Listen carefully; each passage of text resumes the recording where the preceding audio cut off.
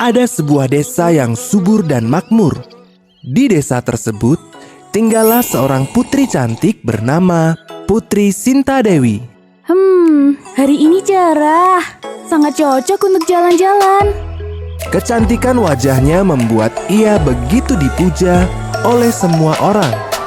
Kemanapun sang putri pergi, selalu ada kerumunan di sekitarnya. Halo Tuan Putri cantik, ini ada ikan untukmu. Terimalah buah jeruk ini, Sinta Dewi. Terima kasih semuanya. Tak hanya tetangga dan pedagang di pasar, banyak pula pemuda yang jatuh hati padanya. Namun, tak seorang pun dari mereka yang menarik perhatiannya. Bolehkah kami membantumu membawa belanjaan itu? Terima kasih. Aku bisa membawanya sendiri. Bahkan, berulang kali, para pangeran dari daerah lain datang menemui Sinta Dewi untuk meminangnya. Rupanya, kabar akan kecantikannya telah tersebar hingga ke negeri seberang. Wahai Tuan Putri Sinta Dewi, izinkan saya, Pangeran Brotowali, mempersunting Tuan Putri yang sungguh cantik, Mbak Bidadari ini. Maaf Pangeran Broto, sebelum kau melanjutkan rayuanmu, aku harus menolakmu. Sepertinya aku tidak tertarik padamu. Hah? Apakah saya kurang menarik? Langsung ditolak. Dan kalian berdua, pangeran siapapun nama kalian, maaf, aku harus menolak kalau kalian ingin meminangku. Kalian tidak sesuai dengan kriteriaku. Wow, ternyata sama saja. Kami juga ditolak. Ternyata kabar kalau Tuan Putri sangat pemilih itu benar ya. Iya, ternyata dia memang sangat pemilih. Sudahlah, ayo kita pulang. Begitulah, hampir setiap hari para pangeran datang karena ingin meminang Sinta Dewi. Namun, saat itu juga penolakan yang didapat karena ia sangatlah pemilih. Hingga suatu ketika, kabar tentang kecantikan Sinta Dewi terdengar oleh Pangeran Kidang Garungan. Ia adalah seorang pangeran yang sangat kaya. Patih, sampaikan pesanku pada Sinta Dewi. Jika dia mau menjadi istriku, akan kukabulkan apapun permintaannya. Kekayaan 7 turunan akan menjadi miliknya. Siap Paduka. Sang pengawal pun berangkat menemui Sinta Dewi. Yang mulia, Tuan Putri Sinta Dewi, hamba adalah utusan dari Pangeran Kidang Garungan. Perkenankan hamba menyampaikan pesan beliau. Jika Tuan Putri bersedia menikah dengannya, ia akan mengabulkan apapun permintaan Tuan Putri. Apapun. Mengabulkan semua permintaanku. Menarik. Tentu saja Tuan Putri, bahkan sampai 7 turunan tidak akan habis. Bagaimana dengan penampilannya? Apakah dia tampan? Tentu saja Tuan Putri. Baiklah, akan aku pikirkan. Silahkan beristirahat di sini dulu. Besok akan aku putuskan.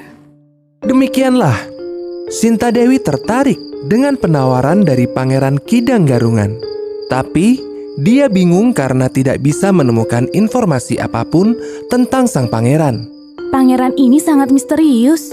Hanya ada informasi bahwa dia sangat kaya.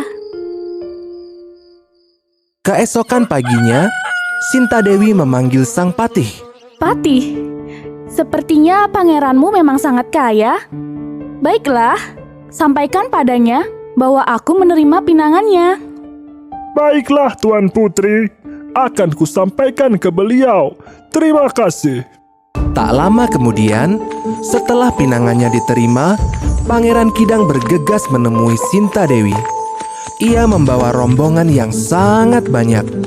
Semua keretanya pun terlihat mewah. Wah, itu dia calon suamiku. Lihatlah keretanya. Kelihatan sangat mewah.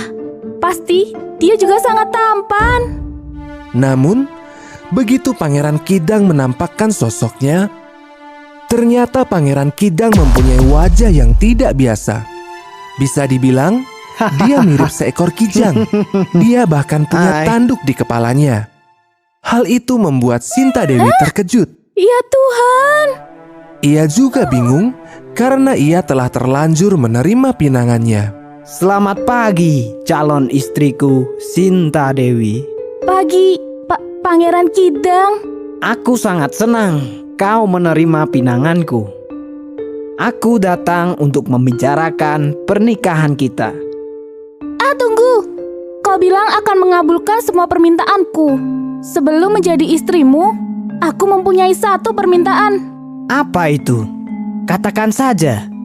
Emas, berlian, atau permata? Bukan harta. Saat musim kemarau, desa ini membutuhkan air bersih yang banyak. Jadi aku meminta kau untuk membuat sumur sebelum fajar menyingsing. Kupikir apa? Baiklah, akan kuturuti permintaanmu itu. Saat itu juga, Pangeran Kidang segera melaksanakan permintaan Sinta Dewi. Ia dengan giat menggali tanah untuk mendapatkan air.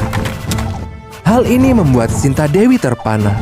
Ia tidak menyangka Pangeran Kidang begitu sakti. Aduh, bagaimana ini? Jika dia berhasil membuat sumur, aku harus menikah dengannya. Aku tidak mau. Dia sangat aneh. Untuk menggagalkan pernikahan ini, Sinta Dewi pun berbuat curang. Pengawal, tutup lubang sumur itu segera. Sumur yang telah dibuat oleh Pangeran Kidang pun ditimbun tanah oleh pengawal Sinta Dewi. Hah?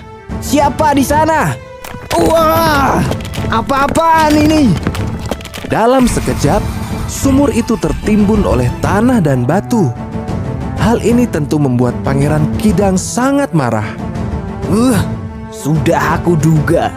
Dia akan berusaha menolakku. Tapi aku tidak menyangka dia akan berbuat curang. Tiba-tiba saja, tanah sumur yang digali oleh Pangeran Kidang bergetar keras. Ternyata pangeran bisa keluar dari dalam tanah. Bersamaan dengan keluarnya sang pangeran, muncul pula air panas dari dalam tanah. Air panas itu terus-menerus memancar hingga akhirnya membentuk sebuah kawah dengan air yang sangat panas. Kawah itu kini dikenal sebagai Kawah Sikidang. Kawah ini berada di dataran tinggi Dieng, Jawa Tengah.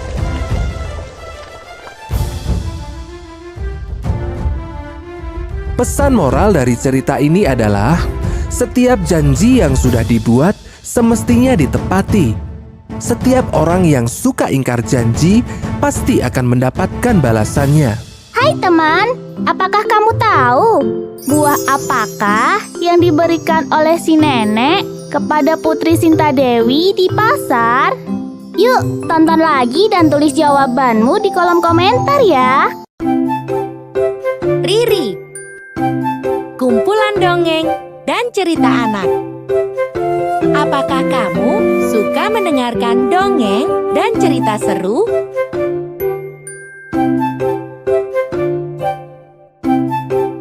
Wow, kisah yang ada di sini semuanya menarik. Aku suka.